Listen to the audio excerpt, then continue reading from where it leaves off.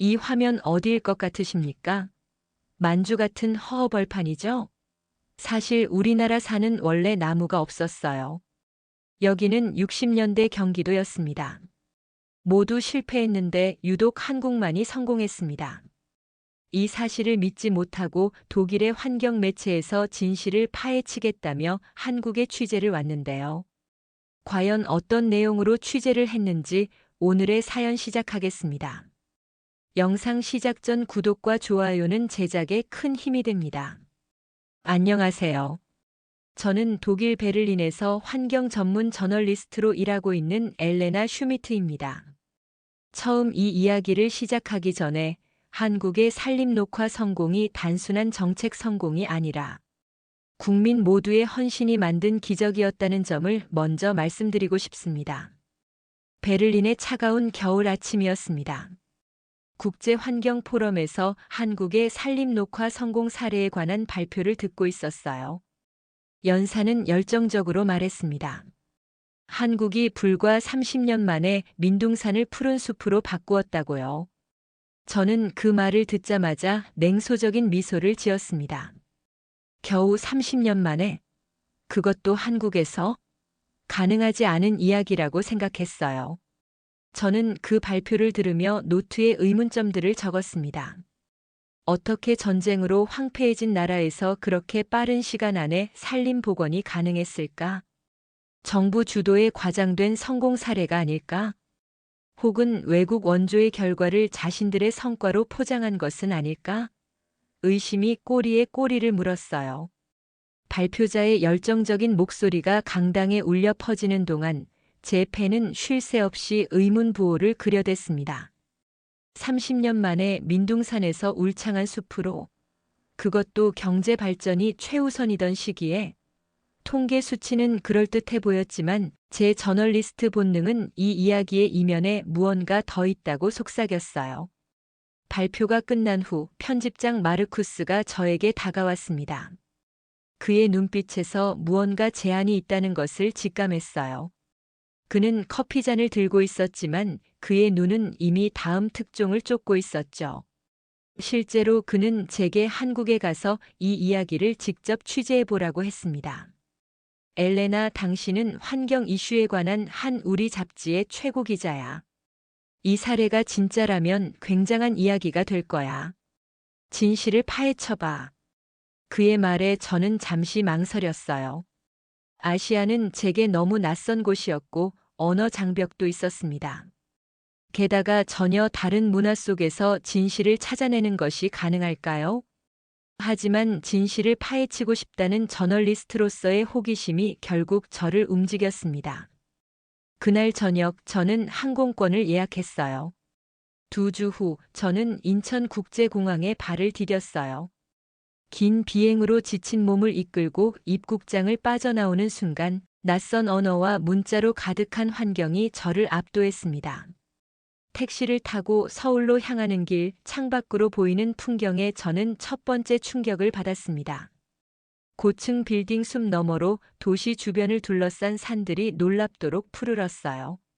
마치 도시가 산의 품에 안겨 있는 듯한 풍경이었습니다.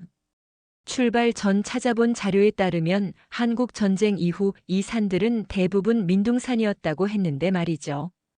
폭격과 전화로 황폐해졌다는 그 산들은 어디에 있나요? 지금 제 눈앞에 펼쳐진 광경은 그런 과거를 상상할 수 없을 만큼 울창했습니다. 소나무, 참나무, 단풍나무가 어우러진 숲은 수백 년 동안 그 자리에 있었던 것처럼 보였어요. 다음 날 아침 저는 산림청을 방문했어요. 현대적인 건물 안으로 들어서자 로비에는 한국 산림의 변천사를 보여주는 대형 사진들이 전시되어 있었습니다. 그곳에서 박민수 주무관을 만났어요.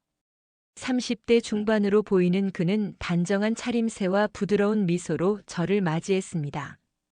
그는 정제된 영어로 한국의 산림 녹화 역사를 설명해 주었어요.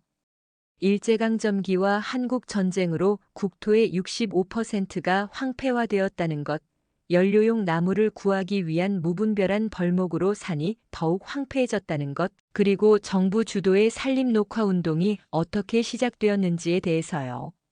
그가 보여준 흑백 사진 속 민둥산들은 제가 어제 본 푸른 산들과 도저히 같은 장소라고 믿기 어려웠습니다. 마치 다른 세계, 다른 시대의 이야기 같았어요. 하지만 그의 설명을 들으면서도 저는 의심을 거두지 못했습니다. 그가 보여주는 통계와 사진들은 인상적이었지만 제 기자 본능은 뭔가 석연치 않은 것을 감지했어요. 마치 너무 완벽한 성공 스토리처럼 들렸고 저는 그 이면의 진실을 알고 싶었습니다. 정말 이게 다 국민의 자발적인 참여로 이루어졌다고요? 제가 조금은 도전적인 어조로 물었어요. 정부의 강압이나 외국의 대규모 원조 없이 이런 일이 가능했을까요? 제 질문에 회의실은 잠시 정적에 휩싸였습니다. 박 주무관은 잠시 침묵했다가 미소를 지으며 대답했습니다. 제 예상과 달리 그는 불쾌해하거나 방어적인 태도를 취하지 않았어요. 오히려 그의 눈빛은 이해와 인내를 담고 있었습니다. 슈미트 씨, 당신의 의심은 자연스러운 것입니다. 저라도 같은 의문을 가졌을 거예요. 그는 손목시계를 바라보더니 이어서 말했습니다. 직접 보시면 이해하실 겁니다. 숫자보다 중요한 것은 사람들의 이야기니까요. 혹시 강원도 현장 방문에 관심이 있으신가요? 내일 산림보건 프로젝트 현장을 방문할 예정인데 함께 가시면 도움이 될 것 같습니다. 그날 오후 저는 서울 곳곳의 공원과 산책로를 돌아다녔습니다. 남산, 북한산, 한강공원. 어디를 가든 도시와 자연이 조화롭게 공존하고 있었어요. 특히 인상적이었던 것은 이 모든 녹지가 인공적으로 조성된 것이 아니라 자연스럽게 형성된 생태계처럼 느껴졌다는 점입니다. 나무들의 나이도 다양했고 종류도 다양했어요. 이것은 단순한 조경 사업이 아니라 장기적인 계획에 따른 결과물처럼 보였습니다. 호텔로 돌아와 자료를 더 찾아보던 중 저는 흥미로운 글을 발견했어요. 노트북 화면에 떠오른 것은 국제환경학회지에 실린 일본인 환경학자 다카하시 교수의 논문이었습니다.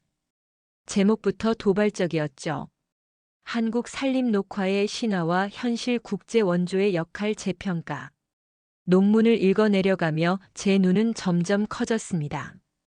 그는 한국의 산림녹화 성공은 대부분 미국과 국제기구의 원조 덕분이었으며 한국 정부와 국민의 역할은 그다지 크지 않았다고 주장하고 있었어요. 구체적인 수치와 통계 자료까지 제시하며 말이죠. 미국 원조 금액, 수입된 묘목수, 외국 전문가들의 자문 횟수 등 구체적인 데이터가 빼곡했습니다. 이 논문은 제 의심을 더욱 키웠습니다. 박 주무관의 설명과는 정반대되는 주장이었으니까요. 두 가지 상반된 이야기 중 어느 것이 진실에 가까울까요? 다음 날, 저는 다카하시 교수에게 연락해 인터뷰를 요청했어요. 그가 마침 서울에서 열리는 국제환경 컨퍼런스에 참석 중이라는 소식을 들었기 때문입니다. 이메일을 보내자 놀랍게도 빠른 답변이 왔고 그는 기꺼이 인터뷰에 응하겠다고 했습니다. 이 인터뷰가 제 취재의 중요한 전환점이 될 것이라고 예감했어요. 다음 날 저는 국제환경 컨퍼런스가 열리는 코엑스로 향했습니다. 현대적인 건물 안에서 다카하시 교수를 만나기로 한 카페를 찾아 들어갔어요. 다카하시 교수는 예상보다 젊었어요. 50대 초반으로 보이는 그는 단정한 정장 차림에 자신감 넘치는 태도로 저를 맞이했습니다. 그의 영어는 유창했고 악수할 때의 손길은 단호했어요. 우리는 카페에 앉아 인터뷰를 시작했어요. 그는 제 앞에 자신의 명함을 내밀었습니다. 도쿄대학 환경학과 교수라는 직함이 눈에 띄었어요. 다카하시 교수는 자신의 연구 결과를 상세히 설명했습니다. 한국의 산림녹화는 미국의 기술 지원과 막대한 자금 원조 없이는 불가능했을 겁니다. 실제로 당시 한국은 독자적인 산림 기술도 충분한 재원도 없었으니까요. 그는 미국에서 수입된 묘목수 지원 금액, 기술 자문 횟수 등 구체적인 수치를 줄줄이 나열했어요. 저는 그의 말이 설득력 있게 들렸습니다. 어떻게 전쟁으로 폐허가 된 가난한 나라가 외부 도움 없이 그런 기적을 이룰 수 있었을까요? 다카하시 교수의 설명은 제 의심을 더욱 강화시켰어요. 그는 마지막으로 이렇게 덧붙였습니다. 한국인들은 자신들의 역할을 과장하는 경향이 있습니다. 이것은 민족주의적 자부심에서 비롯된 것이지요. 인터뷰를 마치고 나오면서 저는 혼란스러웠습니다. 전날 박 주무관이 보여준 자료와 다카하시 교수의 주장 사이에 큰 차이가 있었기 때문이에요. 누구의 말이 진실에 가까운 것일까? 저는 숫자와 통계가 아닌 실제 경험자들의 이야기를 들어보기로 했습니다. 박 주무관에게 연락해 산림녹화 운동에 직접 참여했던 사람들을 만나고 싶다고 요청했어요. 그는 기꺼이 도움을 주었고 다음 날 저는 강원도의 작은 산골 마을로 향했습니다. 그곳에서 80대 노인인 김옥순 할머니를 만났어요. 할머니는 마당에 앉아 고사리를 다듬고 계셨습니다. 김 할머니는 50년대와 60년대 산림녹화 운동에 직접 참여하셨다고 해요. 그때는 다들 가난했어요. 먹을 것도 부족했지만 우리는 다음 세대를 위해 산이라도 제대로 물려주자고 마음먹었지요. 할머니의 주름진 얼굴에는 자부심이 가득했습니다. 할머니는 이어서 당시의 어려움을 이야기해 주셨어요.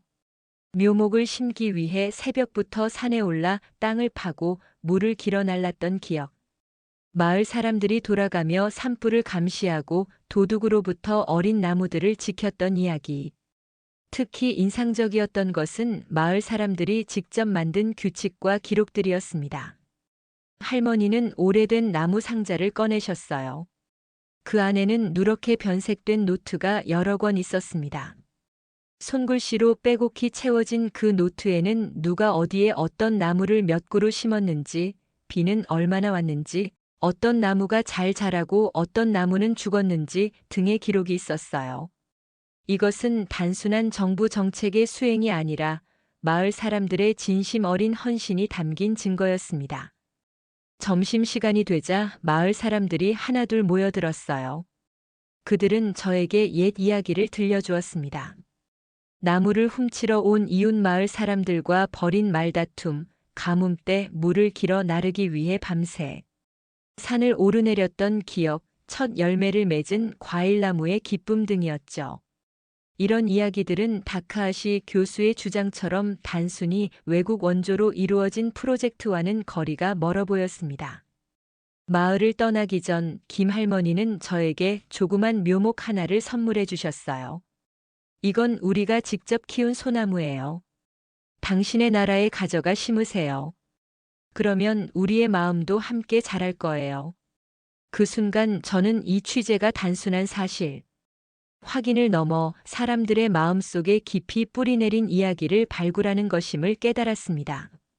서울로 돌아오는 기차 안에서 저는 지금까지 들은 이야기와 본 광경을 정리해 보았어요. 한편으로는 다카하시 교수의 통계적 분석이, 다른 한편으로는 김 할머니와 마을 사람들의 생생한 경험이 있었습니다. 어느 쪽이 더 진실에 가까울까요? 어쩌면 둘 다 각자의 관점에서 진실일 수도 있겠다는 생각이 들었습니다. 서울로 돌아온 저는 시민단체 활동가인 이소연 씨를 만났습니다. 그녀는 30대 중반의 환경운동가로 세대에 걸쳐 산림보호 활동에 참여해온 가족의 일원이었어요. 우리는 서울숲이라는 도심 공원에서 만났습니다. 사실 이 공원 역시 얼마 전까지만 해도 공장 부지였다고 하더군요. 소연 씨는 할아버지부터 시작된 가족의 나무 이야기를 들려주었습니다. 할아버지는 한국 전쟁 직후 황폐해진 고향산에 소나무를 심으셨어요. 아버지는 그 나무들 사이에서 자라며 산림보호 활동에 참여하셨고, 저 역시 어릴 때부터 나무 심기 행사에 참여해왔죠. 그녀의 목소리에는 자부심이 묻어났습니다. 소연 씨는 스마트폰을 꺼내 오래된 가족 사진들을 보여주었어요. 어린 시절 아버지와 함께 나무를 심는 모습, 학교 친구들과 함께한 푸른 산 가꾸기 활동, 최근 자신의 아이들과 함께한 나무 심기 행사까지 세 세대를 거쳐 이어진 산림보호 활동의 증거였습니다. 특히 인상적이었던 것은 소연 씨가 들려준 학교 숲 이야기였어요. 저희 세대는 학교에서 밤마다 우리 나무를 배정받았어요. 그 나무의 성장을 관찰하고 기록하는 것이 숙제였죠. 봄에는 새싹을 관찰하고 여름에는 잎의 색상 변화를, 가을에는 열매를, 겨울에는 눈 속에서의 모습을. 이런 경험을 통해 자연스럽게 숲과 나무의 중요성을 배웠습니다. 소연 씨는 이어서 현재 진행 중인 다양한 시민 참여 프로그램에 대해 설명해 주었어요. 도시 텃밭 가꾸기, 학교 숲 조성, 나무 후원 프로그램 등 시민들이 직접 참여할 수 있는 프로젝트들이었습니다. 이건 단지 정책이 아니라 삶 그 자체였어요. 한국인에게 나무를 심고 가꾸는 것은 문화이자 전통이 되었습니다. 그녀의 말을 들으며 저는 점점 다카하시 교수의 주장에 의문을 품게 되었어요. 외국에 원조가 있었다 하더라도 이렇게 깊이 국민의 삶에 뿌리 내린 운동은 단순한 외부 지원만으로는 설명할 수 없을 것 같았습니다. 저는 더 깊이 파고들기로 결심했어요. 다음 날 저는 산림청 자료실을 방문했습니다. 그곳에서 산림 녹화 관련 오래된 문서들을 찾아보았어요. 몇 시간의 검색 끝에 저는 놀라운 발견을 했습니다. 60년대 초반 일본과 한국이 공동으로 진행하려던 산림복원 프로젝트 관련 문서였어요. 더 놀라운 것은 그 문서에 다카하시 교수의 아버지로 추정되는 다카하시 히로시의 이름이 있다는 것이었습니다. 문서에 따르면 당시 계획되었던 공동 프로젝트는 한일 협력의 상징이 될 예정이었으나 일본 측의 방법론과 한국 측의 접근 방식 차이로 결국 무산되었다고 해요. 특히 흥미로웠던 것은 프로젝트 평가 부분에 적힌 문장이었습니다. 한국은 나무보다 사람을 심었다. 그들은 기술이 아닌 마음을 심었다. 더 깊이 조사해보니 다카하시 히로시는 이 프로젝트의 실패 이후 산림학계에서 은퇴했다는 기록도 발견했어요. 그의 아들인 현재의 다카하시 교수가 이 사실을 알고 있을까요? 혹시 개인적인 감정이 그의 연구에 영향을 미친 것은 아닐까 하는 의문이 들었습니다. 저는 다카하시 교수의 논문을 다시 살펴보았어요. 그가 제시한 통계 자료의 출처를 확인해 보니 대부분 미국과 국제기구의 원조 기록에만 의존하고 있었습니다. 한국 내에서의 자체적인 노력이나 국민 참여에 대한 조사는 거의 없었어요. 이것은 매우 편향된 연구 방법처럼 보였습니다.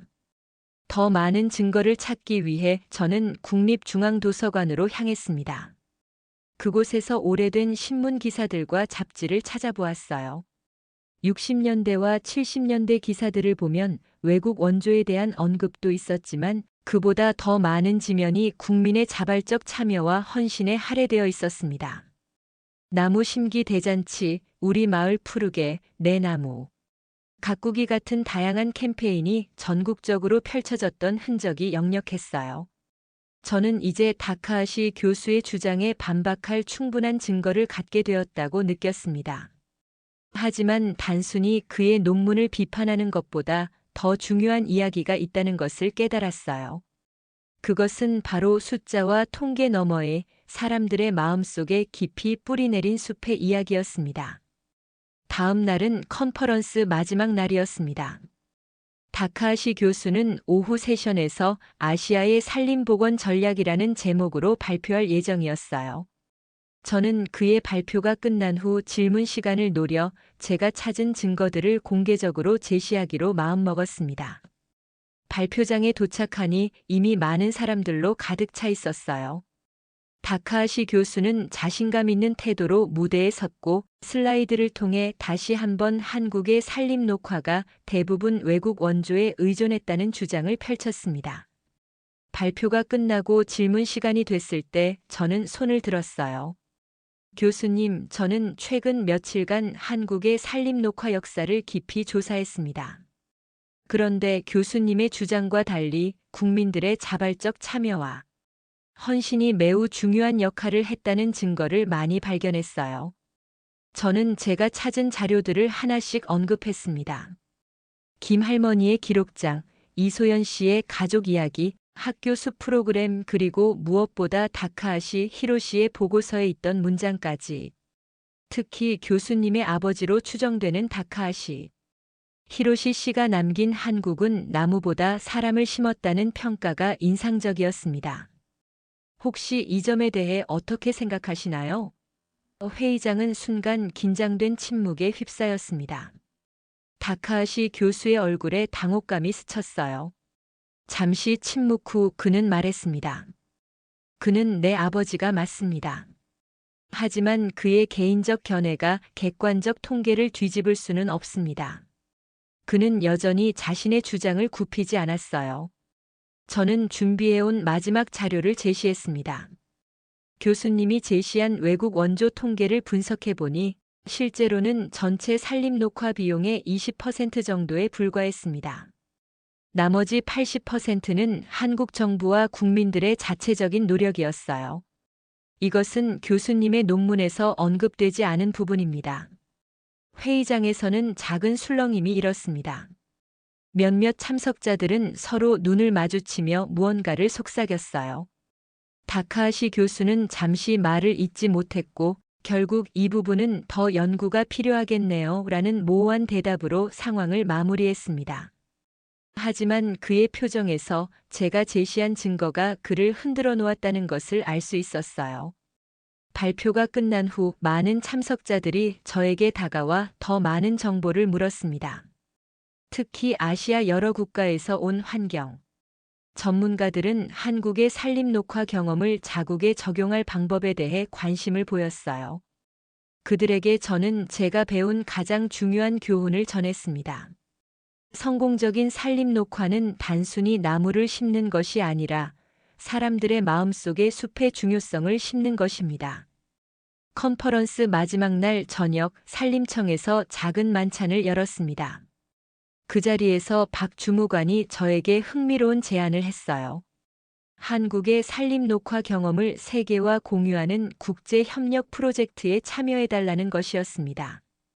특히 아시아와 아프리카의 산림 복원 사업에 한국의 노하우를 전수하는 프로그램이었어요. 저는 잠시 생각한 후 그 제안을 받아들였습니다. 이 취재를 통해 저는 단순한 사실 확인을 넘어 깊은 인간 드라마와 공동체의 힘을 발견했기 때문이에요. 이런 이야기는 더 많은 사람들에게 알려질 가치가 있었습니다. 베를린으로 돌아가기 전 마지막 날, 저는 서울숲의 벤치에 앉아 지난 일주일을 되돌아보았습니다. 처음에는 냉소적인 의심으로 시작했지만 여정이 끝날 무렵에는 깊은 존경심을 갖게 되었어요. 한국인들이 불과 한 세대 만에 민둥산을 푸른 숲으로 바꾼 것은 단순한 정책이나 외국 원조의 결과가 아니었습니다. 그것은 미래 세대를 위해 희생하고 헌신한 수많은 사람들의 집단적 의지의 결과였어요. 그때 옆자리에 나이 지긋한 남성이 앉았습니다. 그는 제가 메모를 하고 있는 것을 보고 미소 지으며 말을 걸었어요. 혹시 외국에서 오신 기자분인가요? 그는 영어로 물었습니다. 저는 고개를 끄덕였고 그는 자신을 소개했습니다. 은퇴한 초등학교 교사로 40년 넘게 아이들에게 환경 교육을 가르쳐 왔다고 해요. 은퇴한 초등학교 교사는 환한 미소를 지으며 자리에 앉았습니다. 70대 중반으로 보이는 그분은 정중한 태도로 이야기를 이어나갔어요. 제 이름은 김정호입니다. 43년 동안 초등학교에서 아이들을 가르쳤지요. 그 중에서도 특히 나무와 숲에 관한 교육에 많은 시간을 할애했습니다.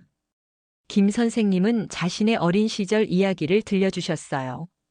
한국 전쟁 직후 태어난 그는 황폐한 산들 사이에서 자랐다고 합니다. 어릴 때는 나무가 없어서 겨울마다 땔감을 구하러 멀리까지 가야 했어요. 비가 오면 산사태가 나서 마을이 위험했고 여름에는 홍수로 농작물이 모두 쓸려 내려가곤 했죠. 그의 목소리에는 당시의 어려움이 생생하게 묻어났습니다. 그런데 제가 교사가 되었을 때 상황은 이미 많이 달라져 있었어요. 전국적인 산림 녹화 운동 덕분에 산들은 점점 푸르러지고 있었습니다. 저는 아이들에게 이 변화의 중요성을 가르치고 싶었어요. 김 선생님은 자신이 개발한 특별한 교육 프로그램에 대해 설명해 주셨습니다. 내 나무 한 그루라는 이 프로그램은 학생들이 직접 묘목을 심고 가꾸는 것이었어요. 매주 관찰 일지를 작성하고 계절에 따른 변화를 기록했습니다. 아이들은 자신의 나무가 자라는 모습을 보며 책임감과 성취감을 느꼈어요. 그리고 그 경험은 평생 그들의 마음속에 남았죠. 김 선생님은 가방에서 오래된 앨범 하나를 꺼내셨어요. 그 안에는 수십 년에 걸친 학생들의 나무 심기 활동 사진이 가득했습니다. 70년대의 흑백 사진부터 2000년대의 컬러 사진까지 시대는 변했지만 아이들의 열정 어린 눈빛은 변함없었어요. 제가 가장 자랑스러운 것은 제 제자들 중 많은 이들이 환경 분야에서 활동하고 있다는 겁니다. 산림청 공무원, 환경단체 활동가, 생태학자. 그들은 어린 시절 심은 나무처럼 자라 이제는 우리 사회의 큰 기둥이 되었지요. 김 선생님의 눈에는 자부심과 감동이 어려 있었습니다. 그의 이야기를 들으며 저는 다카하시 교수의 주장이 얼마나 피상적이었는지 다시 한번 깨달았어요. 외국 원조나 정부 정책만으로는 설명할 수 없는 교육을 통해 세대를 이어 전해진 가치와 실천이 있었던 것입니다. 선생님, 정말 감동적인 이야기네요. 한 가지 궁금한 점이 있는데요. 이렇게 전국적으로 산림 녹화 운동이 성공할 수 있었던 비결은 무엇이라고 생각하세요? 저는 진심 어린 호기심으로 물었습니다. 김 선생님은 잠시 생각에 잠기더니 대답했어요. 저는 세 가지 요소가 있다고 생각합니다. 첫째는 절실함이었습니다. 전쟁 후 황폐해진 환경에서 사람들은 변화의 필요성을 뼈저리게 느꼈어요.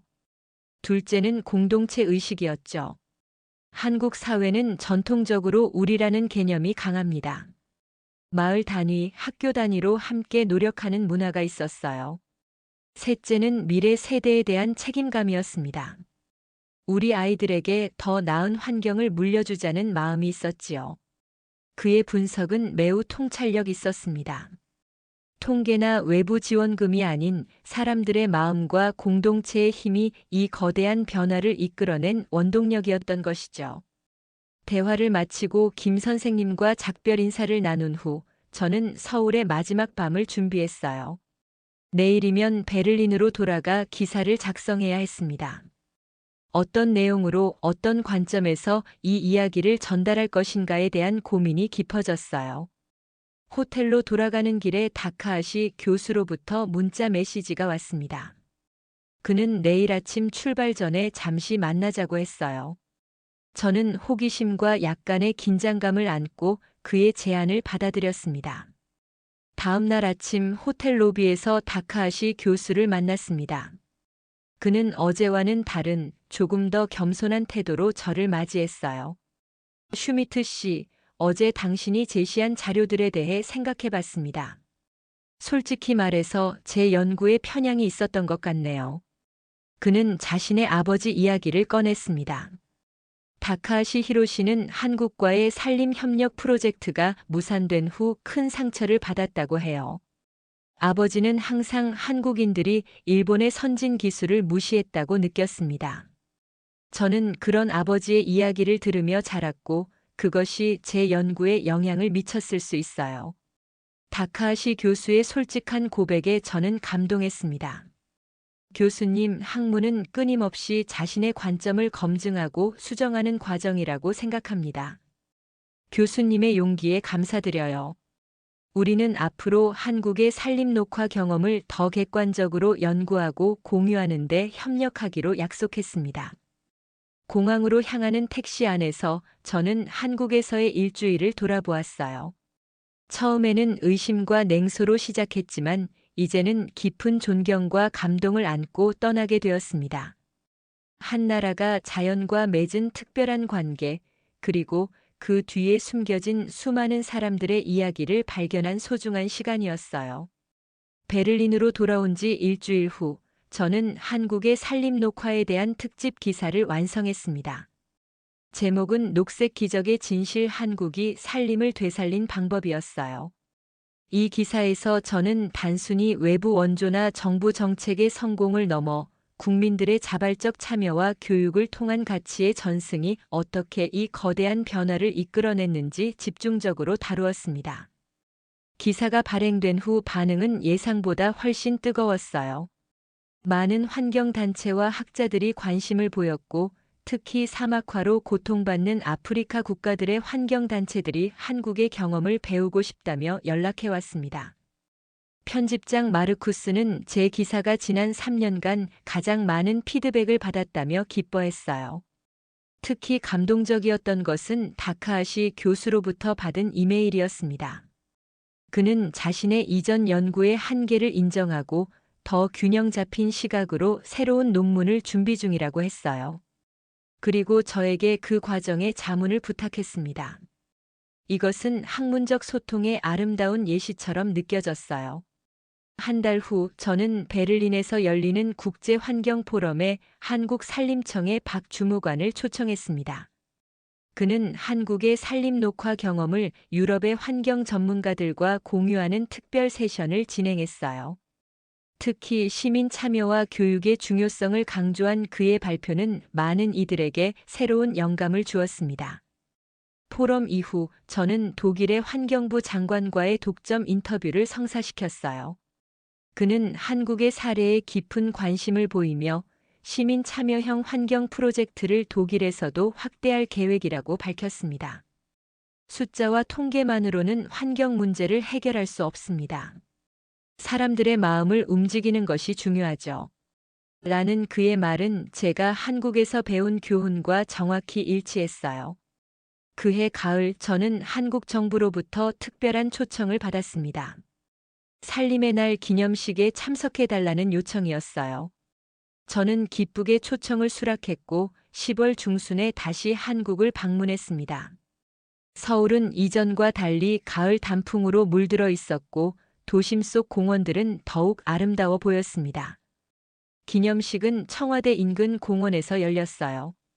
대통령을 비롯한 정부 인사들, 시민단체 대표들, 그리고 수백 명의 일반 시민들이 참석한 성대한 행사였습니다. 제가 단상에 오르자 따뜻한 박수가 이어졌습니다.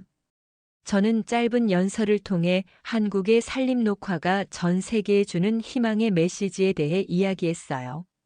행사가 끝난 후 저는 특별히 마련된 만찬에 참석했습니다. 그곳에서 저는 김옥순 할머니를 다시 만났어요. 할머니는 산림 보호에 기여한 공로로 특별상을 받기 위해 서울에 오셨다고 했습니다. 할머니의 눈에는 자부심과 감동의 눈물이 고여 있었어요. 우리가 심은 나무들이 이제는 외국 사람들에게까지 희망을 주고 있네요. 참 감사한 일입니다. 만찬 자리에는 이소연 씨와 그녀의 가족도 있었습니다. 특히 인상적이었던 것은 그녀의 9살 아들이 최근 학교에서 시작한 미래의 숲 프로젝트에 대해 열정적으로 설명하는 모습이었어요. 세 번째 세대에 이르러서도 여전히 이어지고 있는 산림 사랑의 전통이 감동적이었습니다. 다음 날 저는 산림청의 제안으로 특별한 여행을 떠났어요. 한국 전쟁 직후에 황폐했던 지역과 현재의 모습을 비교하는 여정이었습니다. 강원도의 한 마을에서는 전쟁 직후 촬영된 흑백 사진 속 민둥산과 지금의 울창한 숲이 된 같은 장소를 직접 비교해 볼 수 있었습니다. 그 변화는 정말 믿기 힘들 정도였어요. 마을 이장은 자랑스럽게 설명했습니다.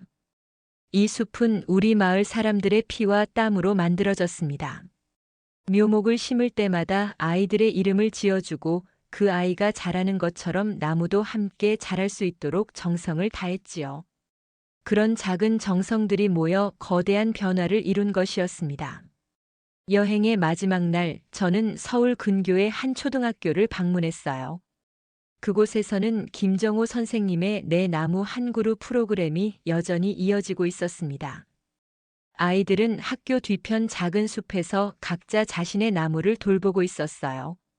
그들이 나무에 물을 주고 주변의 잡초를 정리하고 관찰일지를 작성하는 모습은 미래에 대한 희망을 보는 것 같았습니다. 학교 교장 선생님은 이 프로그램의 가치에 대해 이야기했어요. 아이들은 나무를 통해 생명의 소중함, 인내, 책임감을 배웁니다. 그리고 무엇보다 중요한 것은 자신들의 작은 행동이 세상을 변화시킬 수 있다는 믿음을 갖게 된다는 것이죠.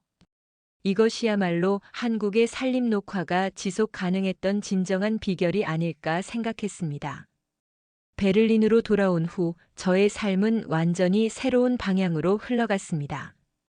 한국의 산림 녹화 경험을 다룬 책을 집필하기 시작했고, 여러 국제 환경단체와 협력하여 개발도상국의 산림복원 프로젝트를 지원하는 일에 참여하게 되었어요. 특히 아프리카의 사헬 지역에서 진행 중인 그린월 프로젝트에 한국의 경험을 접목시키는 일은 매우 보람찼습니다. 그리고 1년 후 저에게 뜻밖의 기회가 찾아왔어요. 유엔 환경계획 UNEP에서 지구 회복력 프로젝트의 특별 자문위원으로 저를 초청한 것입니다. 이 프로젝트는 기후변화로 위협받는 세계 각지의 생태계를 복원하는 것을 목표로 했어요. 저는 망설임 없이 이 제안을 수락했고, 베를린의 삶을 정리한 후 제네바로 이주했습니다. UNEP에서의 첫 임무는 한국의 산림 녹화 경험을 바탕으로 한 가이드라인을 개발하는 것이었어요. 저는 숲을 심는 것이 아니라 사람을 심는다는 철학을 중심으로 지역 주민들의 참여와 교육을 강조하는 접근법을 제안했습니다. 이 가이드라인은 이후 몽골, 에티오피아, 파키스탄 등 여러 국가의 산림복원 프로젝트에 적용되었어요. 특히 보람찼던 것은 에티오피아에서의 경험이었습니다. 오랜 가뭄과 과도한 벌목으로 사막화가 진행 중이던 북부 지역에서 우리는 한국식 접근법을 시도했어요. 현지 학교를 중심으로 내 나무 한 그루 프로그램을 도입하고 마을 단위의 숲 관리 시스템을 구축했습니다. 1년이 지난 후 방문했을 때 작지만 의미 있는 변화가 시작되고 있음을 확인할 수 있었어요. 아이들이 자신의 나무에 대해 자랑스럽게 이야기하는 모습은 한국에서 보았던 그것과 다르지 않았습니다. 동료 환경과학자인 마티는 이런 접근 방식에 감탄했어요. 엘레나, 우리는 그동안 너무 기술적인 측면에만 집중해왔어. 하지만 당신이 한국에서 배운 것처럼 환경 문제는 결국 사람의 마음과 행동 변화가 핵심이지. 그의 말은 제가 한국에서 깨달은 진리를 다시 한번 확인시켜 주었습니다. 2019년 여름 유엔에서는 특별한 컨퍼런스가 열렸어요. 회복력 있는 지구를 위한 전통 지식과 현대 과학의 융합이라는 주제로 세계 각국의 전통적인 환경 관리 방식을 현대 문제 해결에 적용하는 방안을 논의하는 자리였습니다. 저는 한국의 산림 녹화 경험을 중심으로 발표를 준비했어요. 발표날 저는 설레는 마음으로 단상에 올랐습니다. 청중 사이에는 한국에서 온 대표단도 있었어요. 박주무관, 이소연 씨, 그리고 놀랍게도 김옥순 할머니까지. 그들의 존재가 저에게 큰 힘이 되었습니다. 저는 발표를 시작했어요. 숲은 나무만으로 이루어지지 않습니다. 그것은 사람들의 마음과 헌신, 그리고 미래에 대한 희망으로 만들어집니다. 한국의 경험은 우리에게 이 중요한 진리를 가르쳐 주었습니다. 저는 한국에서 만난 다양한 사람들의 이야기, 그들의 헌신과 자부심, 그리고 세대를 넘어 이어지는 환경 사랑의 전통을 생생하게 전달했습니다. 발표가 끝난 후 청중들의 반응은 매우 뜨거웠어요. 특히 아프리카와 아시아의 개발도상국 대표들이 많은 질문을 던졌습니다. 그들은 자국의 환경 문제 해결에 한국의 경험을 어떻게 적용할 수 있을지 진지하게 고민하고 있었어요. 컨퍼런스가 끝난 후 유엔 사무총장은 특별한 제안을 했습니다. 전 세계의 황폐화된 지역 복원을 위한 지구 재생 이니셔티브를 발족하고 저에게 그 프로젝트의 공동 책임자 역할을 맡아달라는 것이었어요. 이것은 제 삶의 가장 중요한 전환점이 되었습니다. 프로젝트 팀을 구성하면서 저는 가장 먼저 한국의 전문가들에게 연락했어요. 박 주무관은 산림청의 승인을 받아 자문위원으로 참여하게 되었고, 이소연 씨는 시민 참여 모델 개발을 담당하게 되었습니다. 다카하시 교수에게도 연락해 일본 팀의 리더로 참여해달라고 요청했어요. 그는 기꺼이 수락했고 이것은 과거의 오해를 완전히 해소하는 기회가 되었습니다. 2020년 초 우리 팀은 첫 시범 사업지로 몽골의 고비 사막 주변 지역을 선정했어요. 사막화가 급속히 진행되고 있는 이 지역은 전통적으로 유목 문화가 발달한 곳이었습니다. 우리는 현지 유목민들의 전통 지식과 한국의 산림 녹화 경험, 그리고 현대 과학 기술을 결합한 접근법을 시도했어요. 프로젝트 시작 전 저는 현지 유목민 공동체 지도자들과 여러 차례 만남을 가졌습니다. 그들에게 한국의 이야기를 들려주고 어떻게 주민들이 중심이 되어 변화를 이끌어냈는지 설명했어요. 처음에는 회의적이던 그들도 점차 관심을 보이기 시작했고 결국 그들만의 방식으로 프로젝트에 참여하기로 결정했습니다. 유목민들은 자신들의 이동 경로를 따라 녹색 중개소를 만들기 시작했어요. 이동 생활을 하면서도 식물을 키우고 보호할 수 있는 독특한 시스템이었습니다. 아이들은 학교에서 식물 관리법을 배우고 어른들은 전통 지식을 활용해 현지 환경에 적합한 식물종을 선별했어요. 이 과정에서 김 할머니가 알려준 마을 기록 시스템도 적용되었습니다. 프로젝트가 시작된 지 2년이 지난 후 몽골의 시범 지역에서는 작지만 뚜렷한 변화가 나타나기 시작했습니다. 유목민들이 조성한 녹색 중개소를 중심으로 식생이 회복되고 있었고 그에 따라 토양 침식이 줄어들고 있었어요. 무엇보다 중요한 것은 현지 주민들, 특히 젊은 세대가 환경 보전에 대한 인식과 자부심을 갖게 되었다는 점이었습니다. 이 성과를 바탕으로 지구 재생 이니셔티브는 아프리카, 중앙아시아, 남미 등 다양한 지역으로 확대되었어요. 각 지역마다 환경과 문화적 맥락은 달랐지만 핵심 원칙은 동일했습니다. 지역 주민이 주도하는 참여형 접근 방식, 교육을 통한 인식 변화, 그리고 세대를 넘어 이어지는 환경 보전의 전통을 만들어가는 것이었죠. 2022년 가을 유엔 본부에서는 프로젝트의 성과를 공유하는 특별 세미나가 열렸습니다. 저는 각 지역의 사례를 소개하면서 한국의 경험이 어떻게 전 세계적으로 적용되고 있는지 설명했어요. 세미나에는 특별 손님으로 김옥순 할머니가 초청되었습니다. 90살이 넘은 고령에도 불구하고 할머니는 용기를 내어 먼 여행을 결심하셨어요. 김 할머니는 짧지만 강렬한 연설을 했습니다. 저희가 나무를 심었을 때는 단지 우리 마을과 우리 아이들을 위한 것이었습니다. 하지만 지금 보니 그 작은 행동이 세계 곳곳에 희망을 전하고 있네요. 이것이 바로 생명의 힘입니다. 할머니의 말씀에 회의장은 뜨거운 박수로 가득 찼어요. 세미나 이후 저는 할머니와 함께 뉴욕 센트럴 파크를 산책했습니다. 가을 단풍이 물든 공원을 걸으며 할머니는 자신의 고향 산에 대한 이야기를 들려주셨어요. 우리가 심은 나무들이 이제는 울창한 숲이 되었지요. 봄에는 진달래가 피고 가을에는 단풍이 들고 그 아름다움은 말로 다 표현할 수 없어요. 할머니의 말씀을 들으며 저는 이 여정이 제게 얼마나 큰 선물이었는지 깨달았습니다. 처음에는 단순한 취재로 시작했지만 지금은 제 인생의 의미와 방향을 바꿔놓은 소중한 경험이 되었어요. 한국의 숲이 알려준 지혜는 이제 전 세계로 퍼져나가고 있었습니다. 뉴욕에서의 일정을 마친 후 저는 다음 프로젝트를 위해 에티오피아로 향했습니다. 그곳에서는 학교를 중심으로 한 산림 복원 프로그램이 시작되고 있었어요. 아디스아바바 외곽의 한 마을에 도착했을 때 저를 맞이한 것은 김옥순 숲이라는 간판이었습니다. 현지 주민들이 한국의 할머니 이야기에 감동받아 그녀의 이름을 따서 지은 것이었어요.